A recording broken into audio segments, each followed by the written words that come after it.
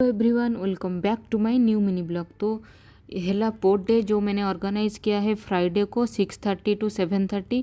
आप लोग ज़रूर रजिस्ट्रेशन कीजिए अगर आपको NFT चाहिए, और अगर आपको कोई इंटरेस्ट है Web3 में, Web3 क्या है और Web3 के बारे में कुछ जानना है।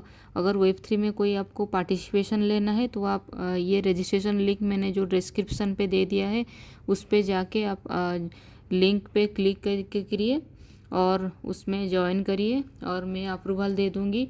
अगर आपको जूम कॉल पे ज्वाइन करना है और 1 घंटा पूरा सेशन है, आपको पूरा वहाँ पे डिटेल्स डिस्क्रिप्शन में बता दूँगी क्या क्या करना है, कैसे सेल्फ़ी लेना है और आपका इंटरेस्ट पार्ट जो आप सेल्फ़ी लेकर डाल सकते हो। तो बहुत ही मज़ा आने वाला है।